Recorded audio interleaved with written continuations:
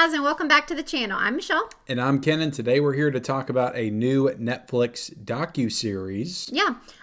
So I wrote down the title because it is kind of like a lengthier title, and I wasn't quite, I didn't know if You I didn't could trust me to remember it all? I didn't think I could put my confidence in you to say it, but you Okay. probably could have. I think I could have. So it's called Bad Influence, The Dark Side of Kidfluencing. Kidfluencing? Not influencing, kidfluencing. Okay, yeah, there's a lot of fluence in that title. I may have messed it up. It would have been quite the fumble. Even we wrote it down and still it was kind of hard to talk about. So yeah, this is a new Netflix docuseries. So what you said? Pretty new territory for us. I don't think we review a lot of docuseries or stuff like that. We've watched a few, but we don't usually review them. Yeah, I mean, I personally watch quite a bit of that type of stuff. But yeah, this was a 3-episode docuseries that just dropped on Netflix. And, we kind of wanted to talk about it because we feel like it's a, pretty important topic, especially being parents. So, but before we get into it, hit the subscribe button. Look, we review stuff on this channel. We review TV. We review movies. Mm-hmm. We do entertainment-based podcasts. Yeah. Try to every single week at least, so we cover a variety of topics. So if you like that kind of stuff, hit the subscribe button. Also, like this video. Like the video, like she said. And then if you watch the docuseries on Netflix, let us know your thoughts in the comments section below. Yeah.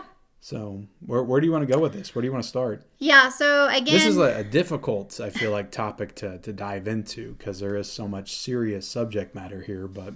Yeah, so, I have kind of been in this world of, like, kid influencing and, like, what do you call it? When you use your kid for content?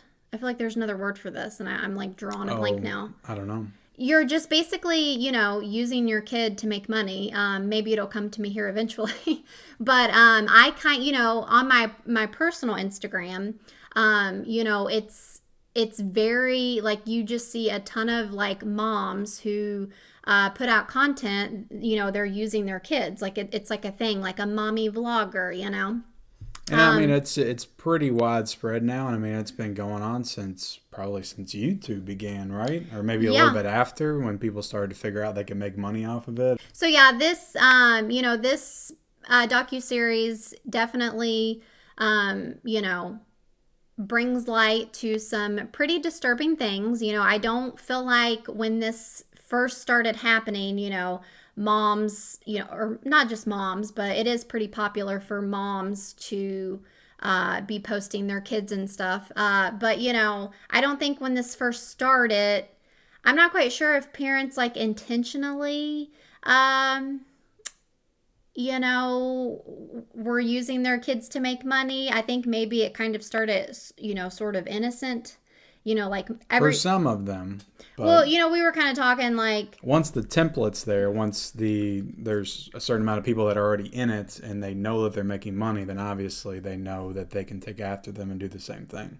Well, yeah, but I'm saying like back in whenever this became a thing. Talking about the early 2010s. Yes. I feel like it might have started more innocently, because we were kind of talking about this as we watched the docuseries. Everybody thinks that their kid is cute.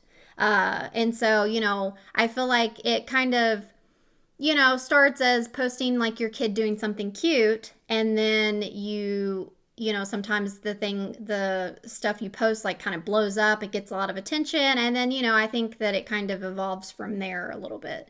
Yeah. So. And every kid, maybe not every kid, but a lot of kids have the tendency to, be funny, be entertaining, be fun, and be entertaining. I mean, that's just kind of what kids are. They'll just say anything and do anything, and it's just like what parents are willing to exploit that, and put that on the internet. And that's the difference between those kids and say our kids, or people's kids that aren't on the internet. Yeah, but so that's kind of like.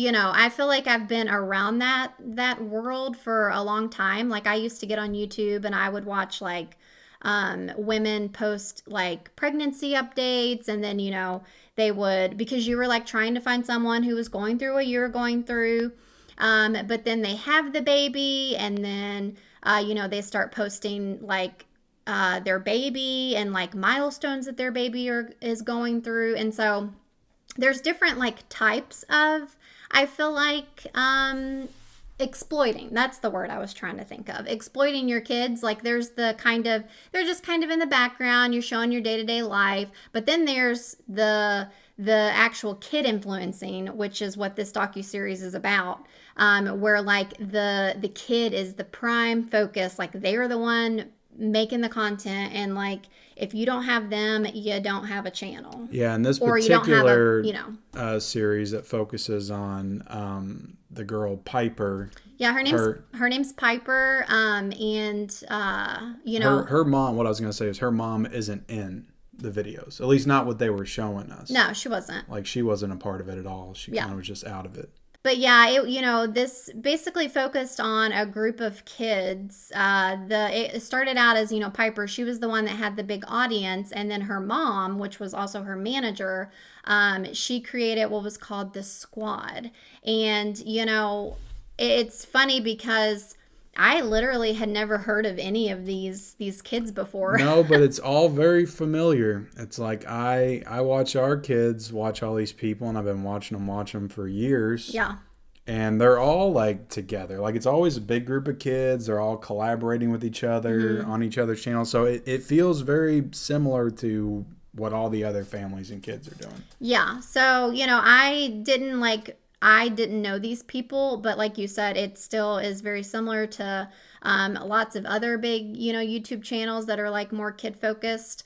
And so, yeah, this particular girl, Piper, she started when she was, quite young. I want to say like, I don't know, 8, 9, 10 or something. Yeah. She's basically spent her whole childhood on the internet. And so, her mom created this squad. They called it the Squad. And so it was like focused on these, I think, 11 other kids. It was sharing their experience of joining this so-called squad.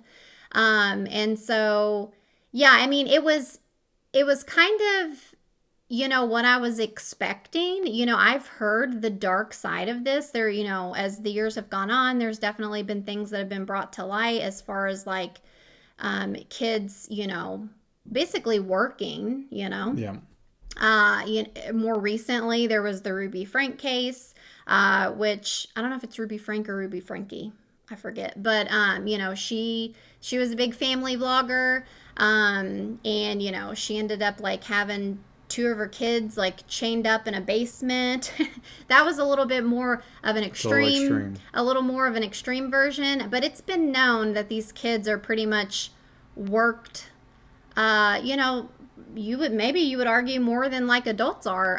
In this documentary, they talk about spending, like 16 hours a day filming and being, forced to do, scenes that they may not have felt comfortable with doing. Yeah. And it's very similar to, child acting. Yeah. And they talk about that, how child acting, because at one point it was kind of like that. It's really regulated now, and they have to have teachers on set to make sure they're getting their schooling in and things like that, and they're only allowed to work so many hours in a day. And how this YouTube thing, like nobody has really like figured it out yet, or like got a grasp on like what exactly it is. Right. So none of it's really like regulated. So these parents can just do whatever they want, but it's basically the same thing as like a child actor. Yeah. Or something. Yeah, they said that they can't lump it in with like the child act, the child labor laws of, kids that act or whatever. You're not actually working for a company. Like you're technically just spending time with your parental unit. That's what's interesting is it's very like muddled. Like, this is like essentially it's like your real life and your work. And so it's like, how can someone higher up come in and like tell you how to spend your time and stuff? Like it's essentially like, I feel like it gets kind of tricky because, for the most part, like people aren't going to know what you do in your homes. And so, but obviously if you're posting on social media, they can see, what you're putting out there, or what you're, maybe making these kids do. But yeah, it's just it's very I don't know. It's like, we have kids, like we've mentioned many times, and our kids enjoy watching, more so probably our daughter, like they enjoy watching that type of content where they're just doing these like little pranks and skits and reenactments and just kind of, I guess, relatable things for that age group. And so, but it's like when you're kind of like with a movie, you're not thinking about what's going on behind the scenes. I mean, honestly, like I kind of always have. I've always looked at these channels as like exploitive. Yeah. Towards their kids. I know what you mean, but I'm saying maybe not like in the very, very beginning when I was trying to wrap my mind around like what exactly it is. Yeah. But, like the further it went on and the more I watched it, I was like, how are these kids having any time to be kids? Like if they're always on camera. Mm-hmm. Like how are they having any kind of like normal childhood? Mm-hmm. Like this is just weird and kind of wrong.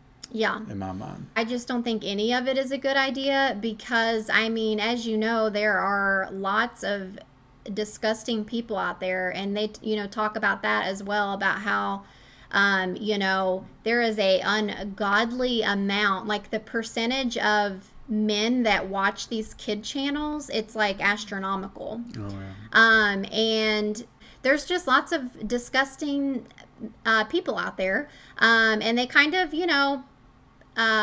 say most of them are men, but there are some women out there that are nasty too, and like they talk about that in this. The mom, the manager, she does some allegedly some extremely inappropriate things with these kids in this squad. They kind of get into that a lot. I wasn't expecting it to go that direction. Mm-hmm. And I can't remember what episode they like fully dive into that, if it was episode 2 or 3. But I thought they were just going to remain focused on just the exploitive nature of just like working simply having your kids on camera and working them. Yeah. But it gets pretty dark with some of the things that they go into.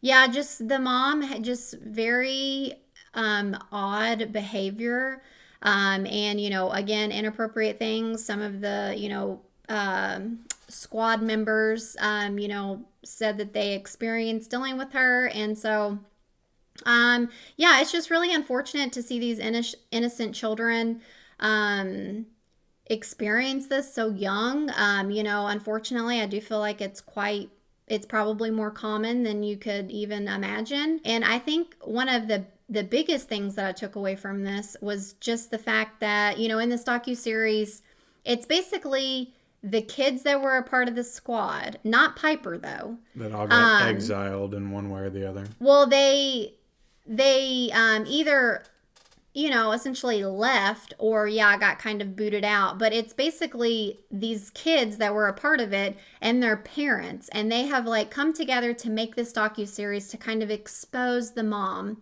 And the whole time I'm just thinking like, these parents are not any better than she is. No, and I wanted to kind of get into the weaknesses of this documentary because I feel like it's extremely biased towards one side. And yes, the mom of Piper is probably a despicable human being. I mean, they weren't in the documentary. They refused to comment. But like these people, like you said, are no better.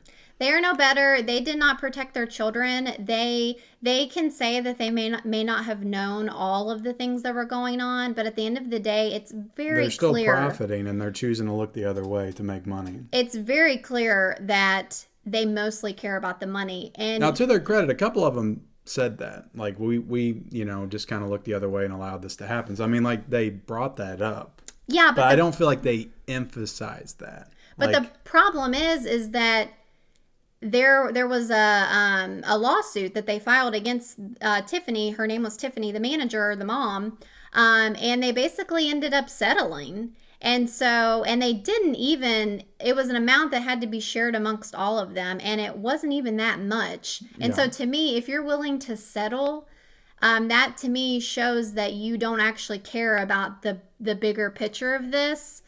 And they continue to let their kids be on social media. And they continue to have channels. I'm assuming. They all still have channels. They all have channels with hundreds of thousands of subscribers. I think the one kid's over 1 million. Yeah. And I didn't look them all up. They're probably all still making content. And they all benefited from being a part of this group that this woman started. Yeah. So, and they're all still doing it. And their parents are all still allowing them to do it. And they made a couple more million off of the woman that, screwed them over or whatever.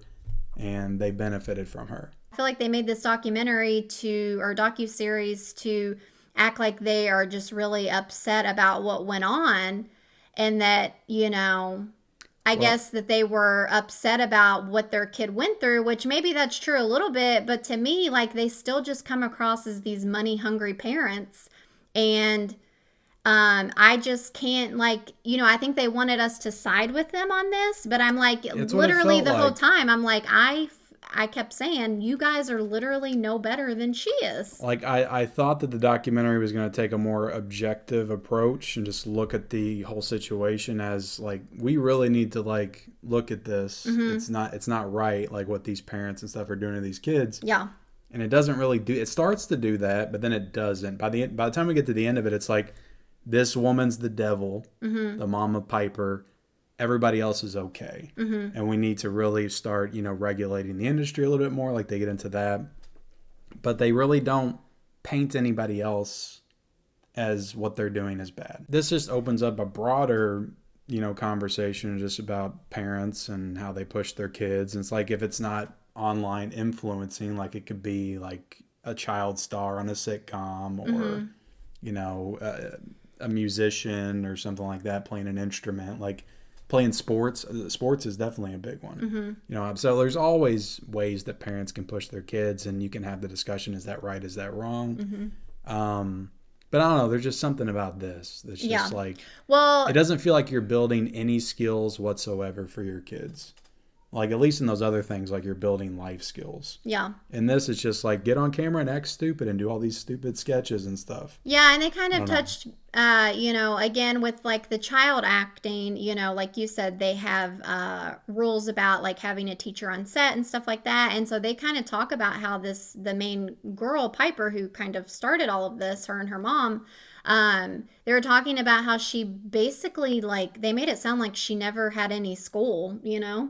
And so, I don't know, it's just really unfortunate. And, without going on about it too long, I did just want to touch on something else that was just absolutely disgusting and almost makes you feel disgusting to watch. Is, at the end, they kind of talk about how when all of this stuff came to light, that they demonetized Piper's channel. And so they had to find other ways to continue to make money.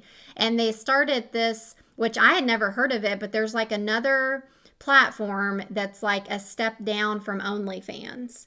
And you can be 13 to join it. And so Piper essentially is on this website, and this girl is still underage. She's 17 now, so almost of age, but she's been on this site for, however long. Yeah. And she's posting and doing things that make you feel extremely uncomfortable to see and watch.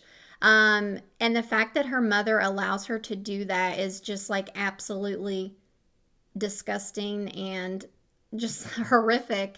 And it's that's what this kind of stuff leads to. Even if it starts off innocent, it's always going to lead to something. And they even go despicable and disgusting. They even go as far as her mom being okay with mailing.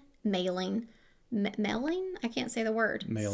Sending out Piper's underwear, dirty underwear to, whoever, men, who, I don't know, maybe women too, being okay with that.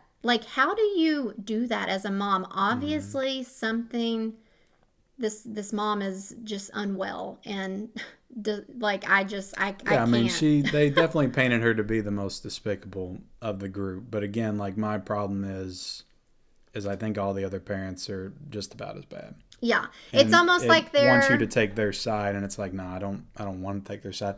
Don't get me wrong, it's a well done documentary. Everything was well put together and all that. But I don't know. At the end of the day, it's just I don't like stuff like that. Yeah. So yeah, I'm not super positive on it overall, even though I do think it's a well-made documentary. Yeah. I think that it was, pretty entertaining, definitely biased, but to be fair, most documentaries are.